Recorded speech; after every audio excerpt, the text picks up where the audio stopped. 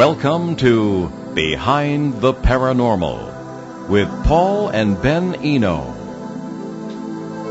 Are UFOs reaching out to us from beyond the stars or from beyond the grave? What is the ecology of the paranormal? What is death? Hello, and welcome to the 665th edition of... 960. Sorry, geez, 955th. Don't cheat us. We worked hard for this. I'm sorry. It's one of those days where I like to read the nines upside down. So this is the 965th edition of Behind the Paranormal with Paul and Ben Eno, coming to you from WON AM and FM radio in Woonsocket, Rhode Island, on the Paranormal Radio app from TalkStream Live on YouTube and via TuneIn.com. I'm Ben, and those lively questions came from my co-host partner in the paranormal adventures, and Dad, Paul. And today, your questions can be sent to Paul at BehindTheParanormal.com, or you can call us from anywhere, 401-766-1240. That's from anywhere. And also, you can message us via Facebook Messenger as well. The prolific author and co-author of 8 books that I know of, Joshua Cutchin, has appeared on a variety of paranormal programs discussing his work, including Coast to Coast AM and Mysterious Universe. Joshua has been featured on the hit History Channel show Ancient Aliens, and is a recurring roundtable guest on Where Did the Road Go podcast. He speaks at many paranormal conferences. His most recent work in 2 volumes is Ecology of Souls, a new mythology of death and the paranormal, that was released just 2 months ago. It's the subject of our discussion today. Joshua's website, joshuacutchin.com, Cutchin.com. So Joshua Cutchin, welcome back to Behind the Paranormal. It's a great way to be here. Great way to spend my Sunday afternoon, getting it off to a good start. Hey, you know, we do the best we can. We hope it stays as a good start. So with that said, let's start with the title of your latest book. What is a myth? That's a great question, and at one point I sort of thought that the subtitle, A New Mythology of Death and the Paranormal, was kind of a little bit pretentious, but when this evolved to become sort of a holistic way that I have come to view these topics, I was like, okay, well this kind of does fill that role of a mythology, and for me a mythology or a myth would be something that is a way to understand certain truths, or a way to interface with the world that may or may not have a literal objective reality to it, but is still nonetheless metaphorically true. So what this was a real effort to sort of gather together a bunch of disparate threads that I've noticed throughout the paranormal and try to combine them into something that kind of functions like, you know, a working model with which to view all things paranormal. As with all things paranormal, though, you know, there are plenty of outliers that just don't want to fit. But this, I think, scoops up a lot of different things that have sort of puzzled me over the years. So let's take you said a lot there, and I'm ready to dig into it because I'm all about metaphorical truth, and I've really been digging into that myself over the last few years. Brett Weinstein's whole thing with that. So that's kind of been, yeah, right. That's I'm glad we're on the same train of thought, because I think. I was explaining this to somebody at the Exeter UFO Festival a few weeks ago. We got talking about this. So I was saying, my opinion's sort of changed, but only in the nuance of it. And I think really the problem, in my opinion, with modern paranormal research is the nuances of it. Because we want to explain every single corridor thing, everything that happens, and you just can't. Really, the only thing you can kind of find as a common denominator is the recurring patterns over time, and is that sort of the realm that you're hanging around in? I really do think so. I mean, I struggle with what my work is because I try to write from a really academic standpoint, but I think a lot of people would say that it's a spiritual or religious framework, and I guess over the years I've sort of sifted and winnowed my way into that sort of academic stance, which does view a lot of things through that sort of quasi-religious lens. I mean, I think that a very strong argument can be made that modern UFO belief, the way that we interact with this stuff, is primarily a spiritual discipline. A metaphor that I use in the book is that is that, you know, there's this idea of Prisca Theologia, the idea that there was once sort of a first religion or a first way that we interfaced with the divine. And I argue that the Prisca Euthologia has always been spiritual. I mean, you can go back to spiritualism and theosophy, which have their roots all in this early way that we used to think of UFOs, and even in UFOs in fiction, other planets and whatnot, were always rooted in that sort of spiritual discipline. So this modern sort of technological fetish that we see with, obsessions over propulsion systems and anti-gravity and stuff like that is really sort of the newcomer on the scene, and really is sort of a newer interpretation of the way that we've interacted with these phenomena over generations. Well, I mean, I'd argue that the paranormal or let's say the supernatural, quote unquote, could be the mythology for the modern day materialist, because essentially its whole thing is to try and find these outliers, these stories, these things that exist on the outside of society, and we try to make it fit into this very flat sort of Hegelian worldview where we try to take everything that's celestial, divine, and just shove it into our two-dimensional reality and categorize it. I mean, yeah, I think there's something really prescient about that in the fact that basically the other world, whatever it was among certain cultures, sometimes it was a land over the mountain range, or it was a land beyond the sea, or it was, sometimes in the heavens, has completely been transposed to the stars. And you see this, even amongst, I always turn to media to get sort of a barometer on the way that people are thinking about this. And you'll find, we need to have people have superpowers. Let's make it a meteor, because space is still this giant question mark where anything can happen. And I think that a lot of people who are engaged in the materials paradigm really shift their magical thinking to outer space without really thinking about the repercussions of what that suggests and how that ties into these older, again, mythologies.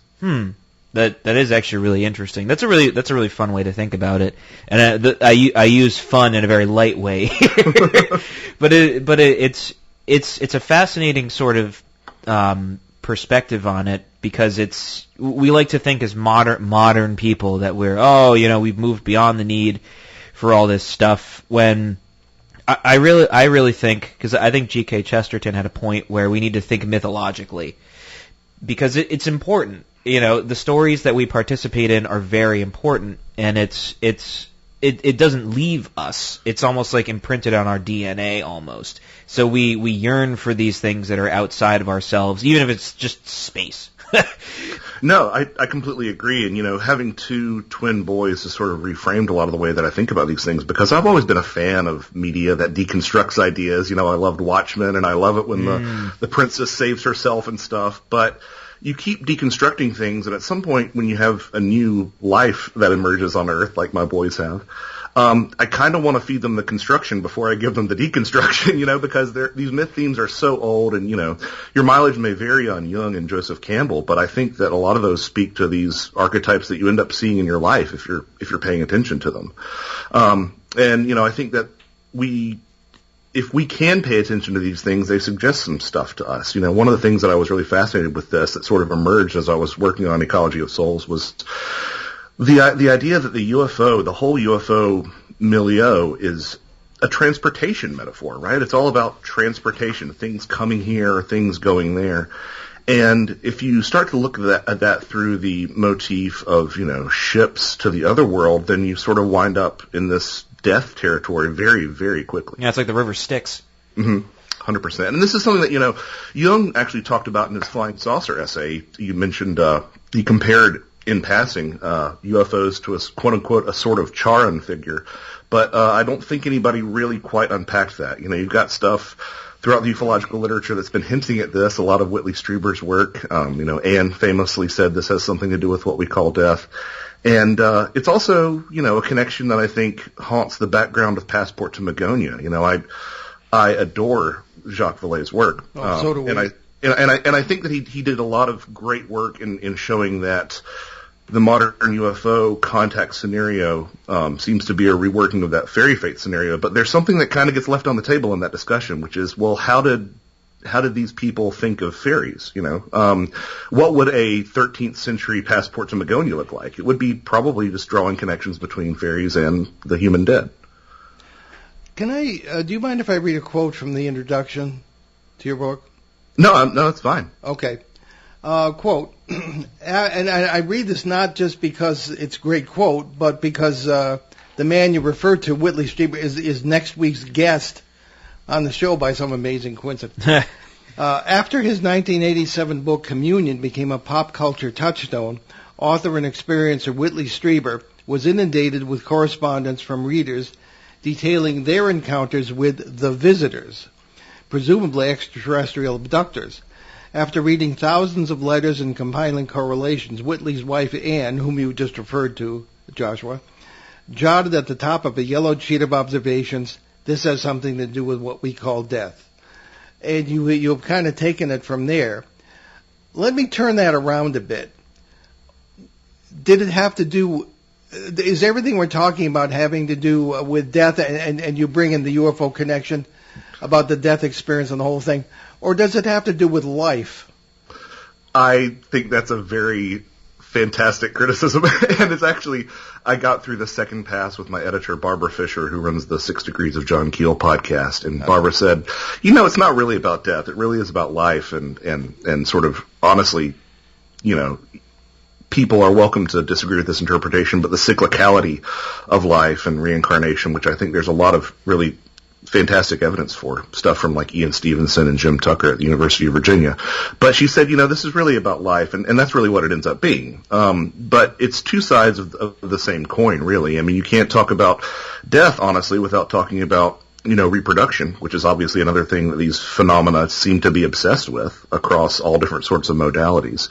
So, yeah, I mean, you're absolutely right. It's about death. It's about life, but death is the sort of gateway was the sort of gateway for me to draw that comparison and make that understanding. But I think you're absolutely correct. And in a sense, that maybe even death is sort of a false distinction that we just have made as a race, as a species. Yeah, no, I certainly get that, because one of the biggest questions we get is, what happens after you die? And everybody says, this, that, and the other thing. And I always say, well, maybe nothing happens when you die, Ben? I heard this really interesting quote. I don't know if you're familiar with Jonathan Pajot or not. He hangs around with Brett Weinstein, and he's in that whole sort of area. He's a very interesting guy. He's a Canadian guy that he makes icons and stuff. Very, very fascinating guy, and I like the way he thinks about symbolism. He made this point, and I couldn't get it out of my head for a while, and I still can't, that all technology is there to basically negate death. And all of it is essentially there to try and push away death. And he cites a lot of examples that it's like, well, something as simple as like a sword, right? Or medicine, or really anything that we've built, whether it's a house or something like that. It's there to try and build up ourselves. And really, we as humans sort of have two motives: either to expand ourselves or to protect ourselves. That could even extend to having families, things like that. That it's really it's sort of an expansion of ourselves, or sort of like a protection of it. And I thought about that for a really long time, because what is something that we really focus on a lot today? The newest technological development.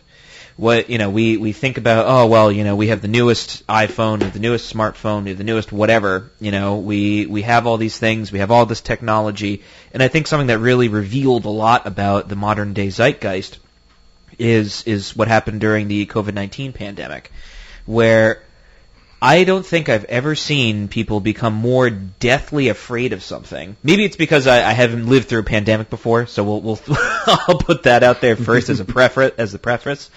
But it was so fascinating, because you could really sort of see that there was the way people reacted to things was so interesting, because it showed how deathly afraid we were of death. And we came up with all these new sort of ways and processes and technologies to track it, to try and find it, to try and itemize death. And did it work? No, but we tried it anyway, and we're still trying, and we're doing our best. Not to say that medical technology is bad. It's not what I'm saying. What I'm saying is that overall, there's this tremendous fear of death that we've really, really seen over the last few years kind of manifest in culture. No, I think I'm immediately put in the mindset of this old Ry Cooder album called Paradise and Lunch, and one of the songs is feeling good, all the money in the world spent on feeling good. But yeah, I think that a lot of, anxieties that were sort of free-floating got sort of glommed onto a lot of what we've seen in the past couple of years. And yeah, that's something that I sort of address in the afterword of the book, because I tried to write this from a non-Christian perspective. I am a practicing Christian, but it was important to me to present this, again, from an academic standpoint. But the afterword, I allowed myself to breathe and sort of share my thoughts. And, at one point I say, like, okay, I'd prefer not to get eaten by a monster, but is that really the worst thing? Is that really worse than, letting down your family? Is that really worse than slipping into the throes of alcoholism because you're scared of the fact that the pandemic might, affect you and affect the world? Speaking from experience on that. These are things that are infinitely worse than death. And if you look back through a lot of these different traditions, and I would argue through a lot of these different contact modalities, there is this sense of dying to death as being one of the best things that you can obtain. Now, whether you retain that through, religious study or meditation or the Eleusinian mysteries, or from, an entheogen session, going into an altered state of consciousness, or a near-death experience, or an alien abduction, because that's also shown to sort of diminish that fear of death, or even, believe it or not, some cryptid encounters. This is something that you see time and time again. It's this opening up to this idea of wonder, and that, death isn't something that we should really even be as concerned about it, because you're not going to delay it. I mean, you might delay it, but you're not going to, eliminate the possibility. And there are worse things, and there are bigger things out there that seem to act on the outside of those constraints that we experience in our lives. I guess with that, all of this prefacing and context, which is infinitely important, I might add.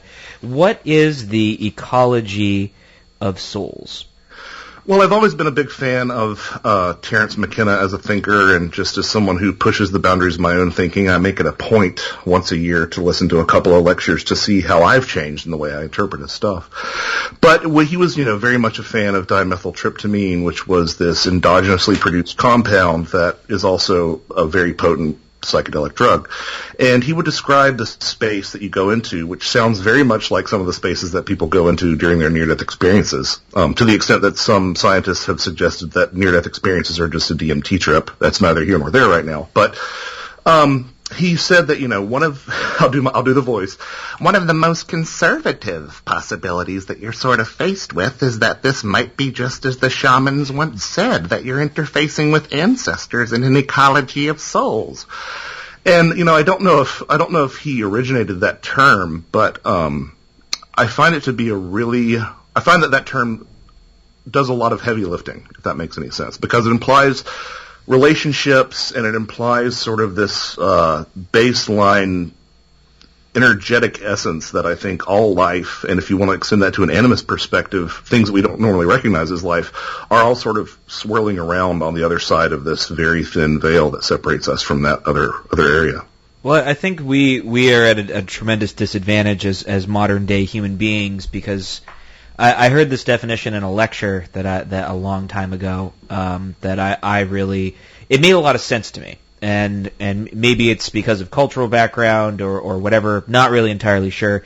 But one of the biggest issues I always had with 19th century spiritualism is that it just was like, well, it was just a tremendous reaction to scientific materialism, so it just negated all of it, and it just kind of was like, well, it's either all intuitive or all reason. You get nothing in between. Yeah. So it's like, okay, well, there's more to the human experience than just that. So this definition I heard was in a talk I heard about Second Temple Judaism and how the ancient world kind of viewed bodies. And the sort of definition that they gave was, it was a not just like flesh blood things. It was they referred to it as a nexus of powers and potentialities. That if you ever like got the Bible's probably the first thing that pops to mind, but you can even find it in all sorts of ancient stories where they refer to the gods as having bodies. And they'll say, well, they talk to the face of this guy or whoever, and the face refers to the ability to speak, eyes refer to the ability to see, feet refer to the ability to move, and all of this stuff. And all of these things that we have are just powers that we have or lose or gain or whatever over time. And sort of like the flesh and bones body is like sort of an aspect of the body, but not the body. It allows us to interact with the physical world, but isn't, completely, the body in and of itself. So the idea of there being, that even the gods or spirits or whatever have bodies, because they're able to interact with the world around us. It's interesting because I heard that definition and I didn't forget it. And the idea of having an ecology of souls, right? It makes sense to me in that I don't know, it is an interesting term. It is kind of a catch-all, isn't it? That it's like there is a space in which, say you lose a loved one, and they're gone, but they're not gone. It's like I always like to say it's like a web of, we're in a web of relationships, and it doesn't just end. Just because someone moves out of town doesn't mean that they're gone. It's just, they're existing in a different way, I suppose. So is that kind of on the track? Yeah, it is in part, and just the idea that I think that, so I end up flirting with like this idea of monism, right? This idea that all distinctions are arbitrary and everything is sort of one thing, which is something that you see in a lot of the, UFO experiencer literature. We are one with the one that is all. It is the me within the, which I would argue there are certain scriptural interpretations that sort of lead you down that path. Yeah. To some degree. But it does, I do think it's interesting, this idea that, I know it sounds trite at this point, but, energy is never, lost or created. It just transforms. And it's interesting to me that even some of the more atheistic models, that you find where they're talking about, we are star stuff, and this idea that our atoms and molecules from a distant star might someday wind up in, your child or something. It's basically reincarnative in scope, right? It's basically sort of a reincarnative philosophy. So I do think that that's interesting too, this idea of this conservation. And I guess conservation would be a pretty apt term if we're talking about ecologies of souls, right? Yeah, I guess that does make a lot of sense. So I suppose, you probably have had to deal with the idea that how do we, let's say I don't want to take, DMT. How do we interact with this at all times? Is there sort of like, is this just a definite space in which this just exists, or is it just kind of one of those things where it's omnipresent? Well, so I'm with you on that, right? I was just having a conversation with somebody about this the other day, and it's like, man, I'd need to be in a clinical setting with everybody standing by, and I doubt myself. Like, I don't know if I'd come back from that trip. So, but that is a good question. I do think it's sort of imbricated on our environment. If you look at a lot of interpretations of the other world, especially ones from Wales or even, just Western Europe in general, you'll find that there is this idea that it somehow coexists amongst ours. Now, there's a string of thought that would call these dimensions. In my opinion, if it ain't broke, don't fix it. Just call it the other world and be done with it. I found a really interesting conversation between Hans Holzer and Brad Steiger where they were having this exact same argument. And I think Hans Holzer was like, so how is a dimension any different than, the other world or the afterlife? And Steiger's like, well, I guess you're right. But yeah, that's a good question. And I think one of the key components for sort of separating this out is to look for that time compression or dilation, depending on what happens. Missing time, I think, is the hallmark of whether or not you've been somewhere. Because, it's interesting to me that you have a lot of these ghost stories that also fit a lot of these other contact modalities. In fact, that's one of the main thrusts of the book, is that, look, these ghost stories look a lot like the UFO stories and the fairy stories, et cetera, even some of the cryptid stories. But you don't find missing time in ghost stories. And I think that's because there isn't, a real, you're not going over into that space. Something else is coming into our space. The only example of a missing time ghost story that I could find was something that read very much like a time slip, where somebody stepped back in time and then had 2 hours missing. So I think that missing time component is really crucial. So to that extent, I think that the fact that every experience doesn't have missing time is probably a key indicator for whether or not you stayed in our reality and something else has come over, which might explain why a lot of cryptid encounters don't have missing time. Now, having said that, a lot do. I found it's something that crops up in Bigfoot stories more than you'd think, but But I think that, if somebody sees an extraterrestrial or a fairy or something and they don't have that missing time, that means that whatever that thing is, to not put a label on it, is stepping into our reality, which sort of kind of gives you this fun little model that I like to play with in my head of, is there, a fairy shaman on the other side that's conducting a trance and entering our space, or is there, a bunch of Bigfoot in their college dorm room smoking DMT and crossing over? I don't know. But I think that might be a useful, sort of rule of thumb when looking at whether or not something is coming here or we're going there. Well, I think that's a good place to take our mid-show break. You're listening to Behind the Paranormal with Paul and Ben Eno on WOON 1240 AM, 99.5 FM in New England's beautiful Blackstone River Valley.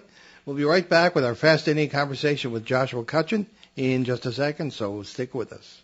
Are you tired of the same old dishing and depressing chatter in the morning radio? Then don't get down. Get up with me, Dave Richards, from 5 to 8 a.m. each weekday. Fun, the trivia quiz, and interesting stories, and your favorite tunes by your request. Don't get down. Get up with Dave. Weekday mornings only on ON, AM, and FM. You can depend on us for public service, ON Radio. And welcome back to Paranormal with Paul and Ben Eno. It's WOON Radio, AM and FM. And our great guest today is Joshua Cutchin, with whom I am about to disagree. Joshua, at least in my experience, there are plenty of ghost, quote-unquote, situations that do involve time. I think it's all about time. I think that we step during a paranormal experience as much into its world as it steps into ours. We often find ghosts afraid of us because they think we're ghosts haunting them. I think of an example I've cited on the air recently, our experience with the Mutterers, as we called it, in 1971 in the famous Pomfret, Connecticut case. That was all about time. We thought it was all about dead people, but it was all about time. And, we've spoken about that elsewhere, but I think that we participate in the experience as much as whatever we're, recipients of participate in it. So but that's just my 2 cents. Maybe I'm wrong, but... No, I completely agree with you. And one of the things that sort of, when I was facing this amount of information to try to collate, was I just said, look, I'm not going to try to redefine the afterlife or ghosts or time. We're just going to have to go with the simplest interpretation of those things. But I think that a lot of these ghost stories seem to have something to do with time, and honestly, it breaks my brain. It does, because it goes against everything we're, programmed to believe about it. Oh, absolutely, and it sort of unchains cause and effect in ways that I think we're all really uncomfortable with. I guess my thing was not that there isn't something to do with time. I think that time is really kind of perhaps even central to a lot of this stuff. I guess what I was specifically getting at is like the perception of time being like, oh, it only felt like 15 minutes and it was actually 2 hours. I have not found that as much in the ghost literature as you do in other contact modalities. But again, I am open to being standing corrected on that. I do think that, you look at the reactions of some of these people or some of these quote-unquote spirits and ghost stories, and it does seem like we're coming back in time. And, of course, then that opens up the question to, like, well, should we go back through these older historical accounts and see if maybe they were seeing, a person in strange garb, and that was actually, like, a time or a moment when the two time streams intersected or something along those lines. I think that's a very valid point. Yeah. Well, why don't we go to a question? We have our usual very thoughtful questions from Peter Shelley in Bogota, Colombia. And Ben, if you would be so kind. Sure thing. And Peter writes to us.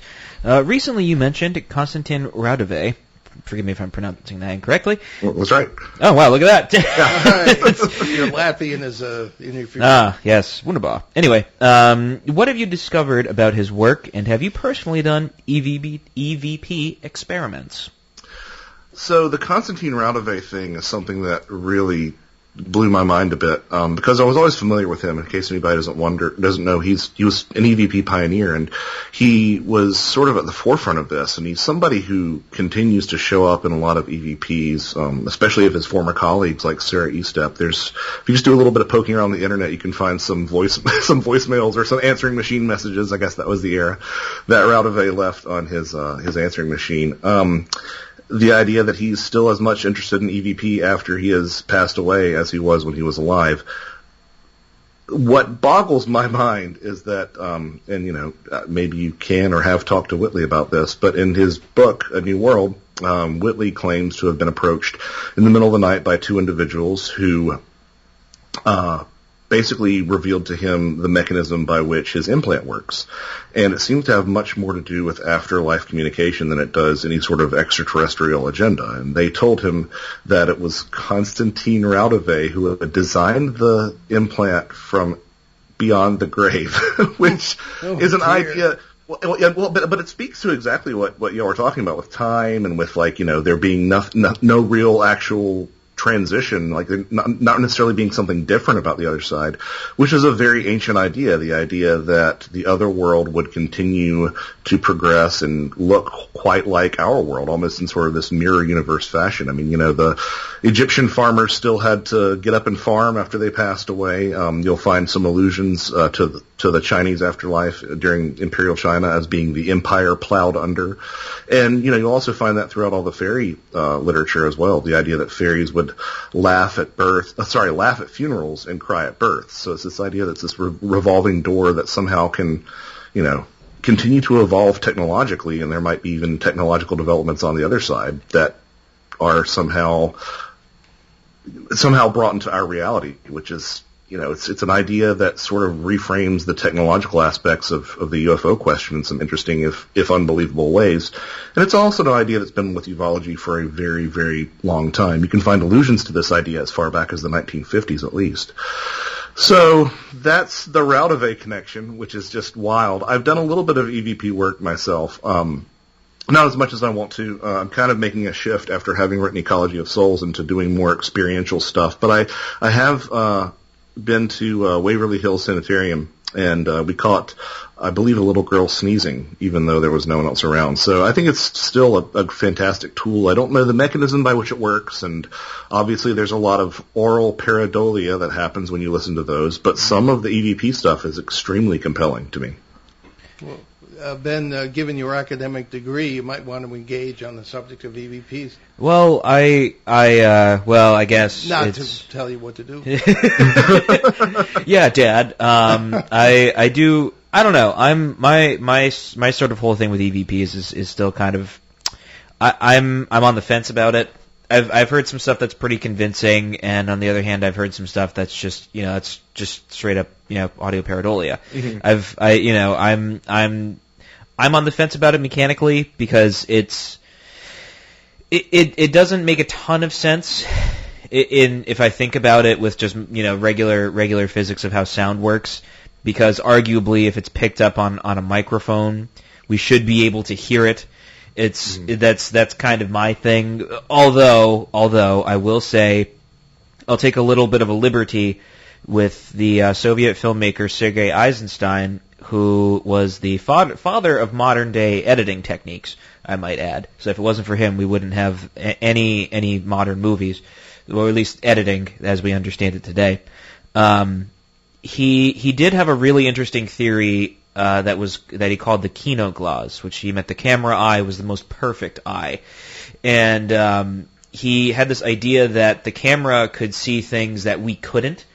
So the way that he made his films was he would basically take 5-minute vignette or 5-second vignettes of things and then just shove them together. He referred to it as montage. And the idea was that the camera would reveal the story. And I'm going to take that, I'm going to apply it to this, in that perhaps the microphone is hearing things that we are choosing to not hear, or perhaps it's it's so acute and so sensitive because our human hearing is dying all the time because the little hearing cells in our ears are constantly dying, and you don't have perfect hearing unless you're like an infant.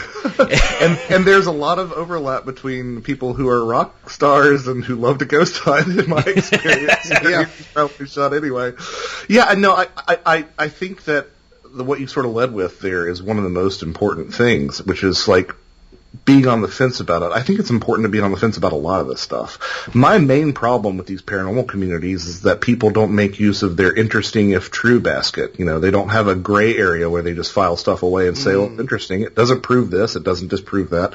There's some stuff that's great and some stuff that's not great, and there's a wide gulf in between that I personally fit a lot of this stuff into. And, I think EVP would be one of those. I suppose that if I could, if I was a little bit better versed, mount a counter argument that if you look at things like, the way that certain mediums allegedly, again, a lot of room for chicanery in there, but the way that certain mediums would allegedly imprint their faces in a wax, not a wax canvas, but a wax, medium inside of a cabinet or something through supposedly the power of thought, that maybe a similar mechanism might be at play with something like EVP.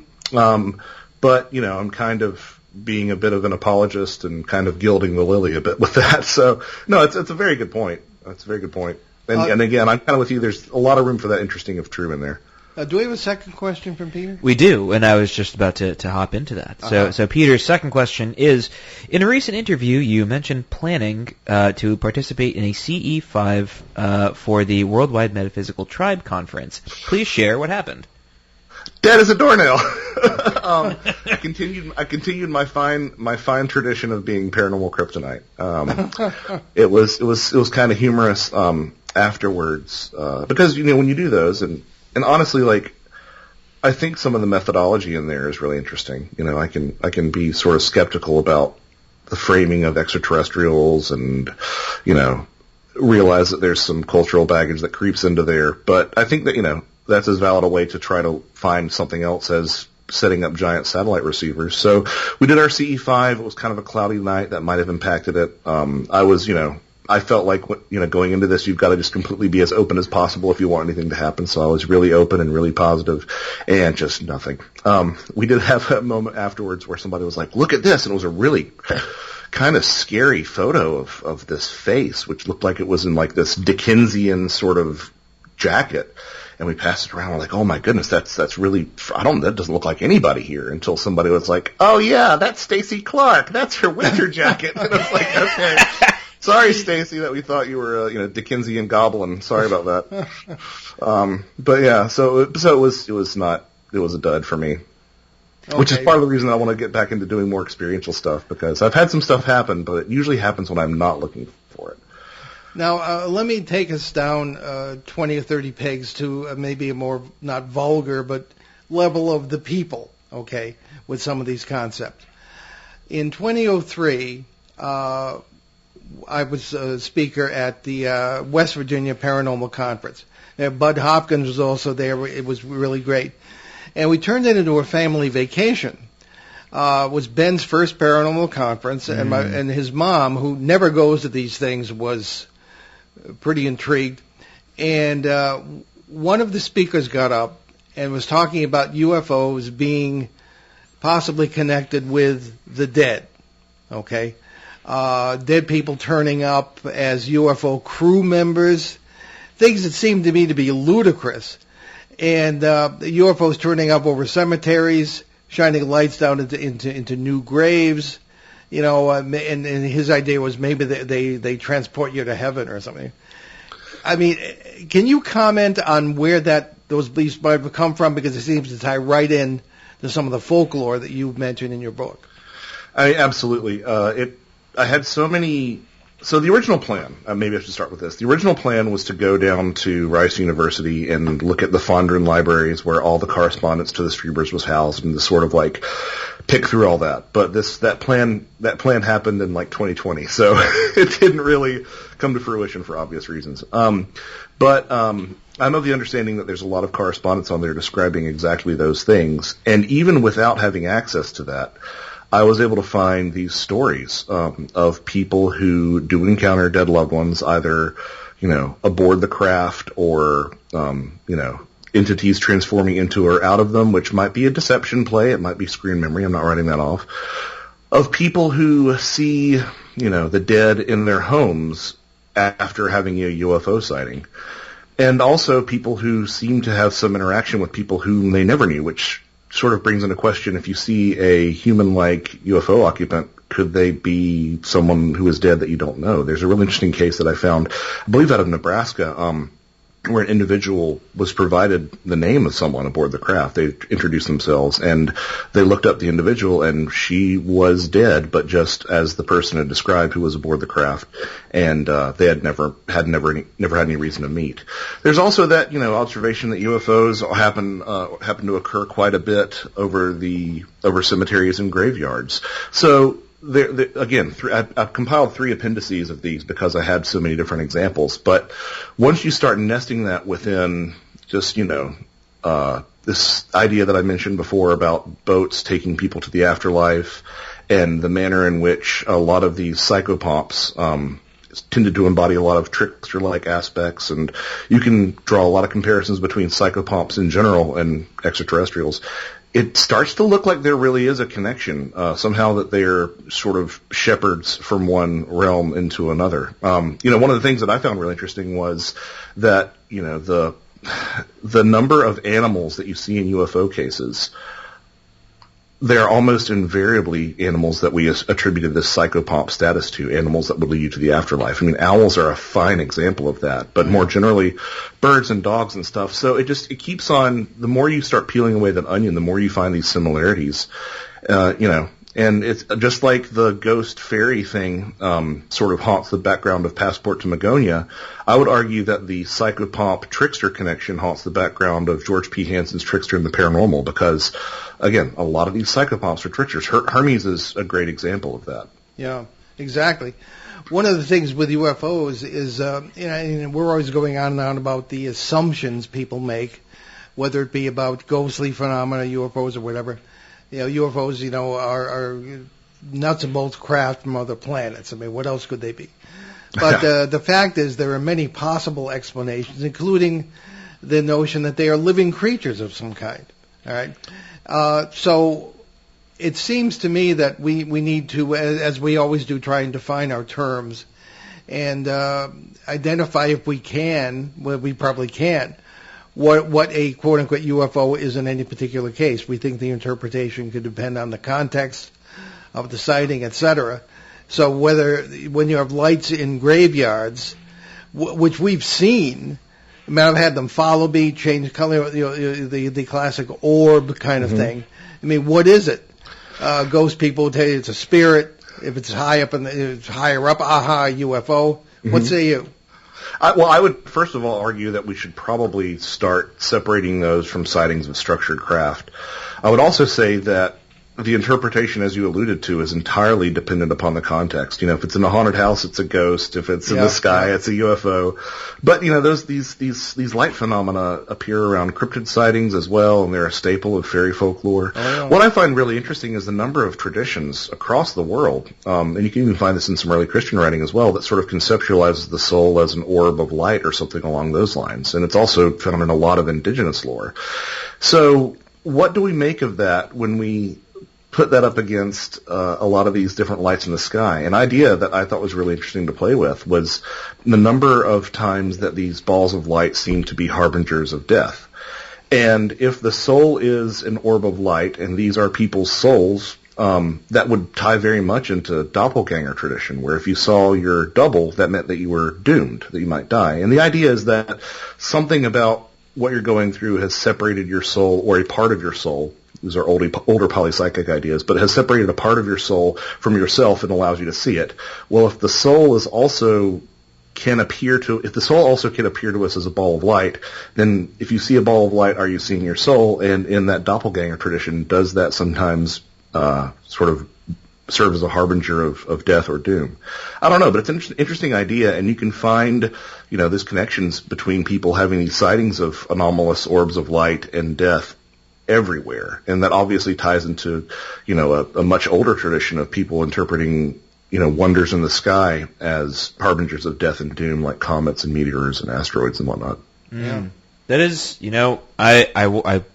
I desperately want to say something, but I would be remiss if I did not give you a chance to talk about your latest book, what you're doing, and giving you a space to kind of do a little shameless self-promotion. Well, I will try to do this as quickly as possible so you can make your comment. No, take your time. I wanted to write one book. It turned out to be two. It's sort of an interpretation of the phenomenon, but it's one that works for me. And I hope to not be dogmatic about it. But it's called The Ecology of Souls, a New Mythology of Death and the Paranormal. It's split into 2 volumes, not as a cash grab, but simply because it's so darn big. There is a third volume that is called The Ecology of Souls Companion that contains the 3 appendices, endnotes, I believe there are about 4,000 endnotes, and the bibliography. Again, that was just a way to save space. If you buy 1 and 2, you don't have to buy them, but if you buy 1 and 2, the PDF of the companion is available on my website for free, because if you buy a book, you should have the right to see what informed the book. So yeah, that's fair. The companion is available in print form just for people like me who are really into having actual physical books. Yeah. So the third one's sort of optional, and the ebook combines 1 and 2 and has all the endnotes in it as well. So that's definitely the thriftiest of the 3 approaches. But I talk about everything, so I end up starting to talk about UFO stuff, but then I'm like, well, we got to bring a lot of other stuff in here too. And that's why this project just sort of ended up blowing up in the manner that it did. So the first book is about near-death experiences, these psychopomp characters that I mentioned, and some of the correlations that you can find between them and other paranormal phenomena. Altered states of consciousness, shamanic initiation, which is oftentimes literal or symbolic death and rebirth experience, fairy folklore, and also this idea of spirit roads, which is this idea that spirits tend to travel in straight lines, and what implications that has for the UFO mystery, as well as ley lines and ancient monuments and mountains and the way that we've incorporated these things. So that's most of book 1. And then book 2 is mostly the UFO/cryptid book. And that's all about the different sort of ways in which the UFO experience seems to reflect the ideas of book 1. And also cryptids a little bit too. Cryptids are sort of an awkward little shoehorn in. But there are enough things here and there, enough of a smattering to say that, well, it looks like sometimes this might function in a similar way. And then an epilogue, which is focused on the persistent paranormal motif of headlessness, which was something, again, that I didn't expect to need to talk about, but ended up being in there. So what emerges is, I would hope, my biggest hope would be that it might serve as something alongside ideas like the extraterrestrial hypothesis or the ultra-terrestrial hypothesis or the breakaway civilization idea. My biggest hope would be that it would be a model for people to understand this and to test and see if it holds up or it doesn't, because it very well might not. I am proud to say that I don't know if I should announce the specific university publicly, but if you are reading between the lines, you probably know which one. It has been added, Ecology of Souls has been added to the required reading list for PhD candidates in religion at a private university here in the States. So, wow. I couldn't really ask for more.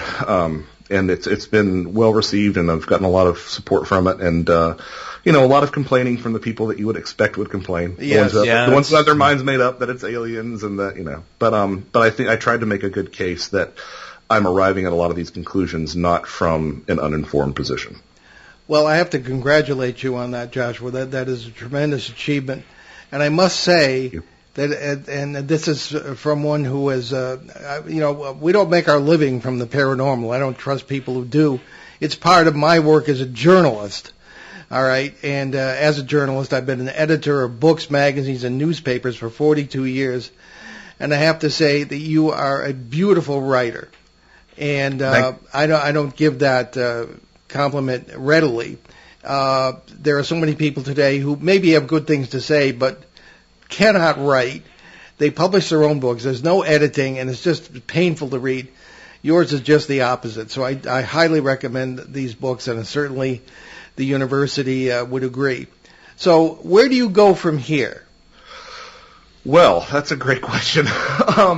I could probably step away from all this and feel like I had said my piece, and not that I think I've solved it, but again, it works for me, which is part of the reason that I got involved in this, is because I was trying to figure out how to incorporate this into my faith and my own worldview. But I'm going to start shifting to doing more experiential stuff, getting more boots on the ground, doing stuff like that. There are a couple of YouTube/video projects that I'm going to be involved with that I'll probably be making some announcements about here in the near future. But that, for me, it's going to be a while before I put together another book. Let's put it that way. Okay. Although, having said that, I sort of got roped in the other week. My editor, Barbara Fisher, wants to work on a book with me, so I'm going to try to get that. Yeah. I'm going to work on that slowly. I'm not going to try to get it out as quickly as I did ecology. So. Yeah, it takes us 5 or 6 years to write it. Yeah, because it does. It should. You put that time into it, and it should be reflective of that. So give us your website one more time. JoshuaCutchin.com, JOSHUACUTCHIN, just like a cut on your chin. I've had enough restaurant reservations mispronounce my name that I figured I'd put it through that in there. I try to keep that up to date about appearances and all my interviews that I do as well. So that's your one-stop shop. If you're really a masochist and want to listen to me a bunch, that's where to go. Excellent. Well, if we can handle Router, we can handle Cutchin. Fair enough. Yeah, very good. It's like that one of our favorite guests, Joshua Cutchin. Everybody, check out the books, check out the website. Thank you so much, Joshua. Talk to you very soon. It was a pleasure. Okay, very good. So we'll get to our announcements. We're going to work in a few extras today. Yes, we always have some stuff cooking here, and I guess we'll hop right into it. The Western Connecticut UFO Conference takes place in October this year, with both virtual and in-person events, sponsored by the Danbury Public Library. Try saying that 5 times fast. It will begin on this show on our Sunday, October 16th edition, with a very special guest, UFO legend Peter Robbins, longtime friend who will interact with the audience. And on October 22nd, there will be a live and remote presentation at the library. We plan to present via Zoom on our program, Time Storms, which we gave at the Exeter UFO Festival. Very, very popular. Yes, and with great thanks to the great British researcher Jenny Randles, who coined the term. Now, I must say that's coming up rather quickly. That's only less than a month away. And you can go to danburylibrary.org to get information about that. It will be done by Zoom. So the library organizes that. And what we've done in the past is to have our special guest, in this case, Peter Robbins. I think one of these years is going to be Joshua Cutchin. And I have them come in, and there will be interaction possible, but it will be controlled from the library. So it's worked in the past. It's worked very well, and we are looking forward to it. October 22nd, as Ben was saying, there will be our presentation, but we had hoped to be there live, but it's going to be by Zoom, because I have to be in New Jersey and Ben's going to be in Massachusetts, so we'll deal with it remotely like that. So look for us also at the Para Expo 2023 from aboard the USS Salem in Quincy, Massachusetts, May 19th to 21st.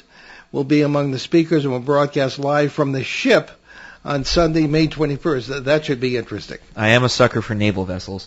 So you can also visit our show website, BehindTheParanormal.com, where you can find our over 1,100 hours of our regular shows. So if you have a lot of time to kill and you want to listen to us talking and listen to my voice get deeper as time goes on, you can find our regular shows and special broadcasts since 2008 from CBS Radio, Achieve Radio, and here on WOON, AM, and FM. You can also hear many of these broadcasts on the major podcast platforms, including iTunes, Apple Podcasts, YouTube, and Spotify. Now, I've received a number of backhanded compliments about our main website, which we don't mention very often, newenglandghosts.com. Somebody wrote in, it's funny, the best shows have the worst website, so I guess that was kind of a backhanded compliment. So we are redesigning that site. It's taking a long time. We're putting in new case histories, and because we have the old case histories too, starting for me in 1970 up through all the famous flap areas we talk about, Pennsylvania, Connecticut, and this sort of thing. So we hope within the next 2 months that a new New England ghost site will be ready and will be online. So we'll let you know about that. So download our show app. We have a show app, believe it or not. It doesn't do much, but it's free. It's at BehindTheParanormal.com. There's a link to it. It is not in the app stores yet. It may not be because it's such a pain in the neck to do that. They think you're selling it. There's all kinds of tax paranoia. But you can download it at BehindTheParanormal.com. You can browse our books along with those of our guest co-hosts at our show website, BehindTheParanormal.com, as I said, where you can also find more about the show, our many cases, and our public appearances and how to book us. And the website does have a charity page, which we wanted to point out, with links to several good causes we have adopted, including Hope for Hilldale Cemetery in Haverhill, Massachusetts, USACares.org, Canadian Veterans Advocacy, Helping Haiti's Orphans, Crohn's and Colitis Foundation of America, Sisterhood of Ground Zero, and the Western Kentucky Tornado Relief Fund. And I have to say that we know the people who run those charities, so they're legitimate. What's on the agenda for next week, Ben? Well, next week we have, as we sort of mentioned earlier in the show, that's October 2nd. Yep. We'll welcome back legendary author and experiencer Whitley Strieber, author of Communion and The Day After Tomorrow. And this is his first appearance on the show as a solo guest. And let me just say, I am very excited because I only just recently learned that he was the author of The Day After Tomorrow. Yeah. And I actually really, I'm very excited because when I was in college, I had to attend a seminar on disaster movies, and we watched that in class, and I have so many questions for him. So you can be starstruck for a change. I can, yes. I'm very excited. Okay, very good. Well, I don't think we have time for a Sure quote. we do. We do? Okay. This is from dear old Albert Einstein. One cannot help but be in awe when contemplating the mysteries of eternity, of life, of the marvelous structure of reality. It is enough if one tries merely to comprehend a little of this mystery each day. I'm Paul Eno. And I'm Ben Eno. And thanks for joining us on our great cosmic journey, and we'll see you next time on Behind the Paranormal. Return to this radio frequency 167 hours from now.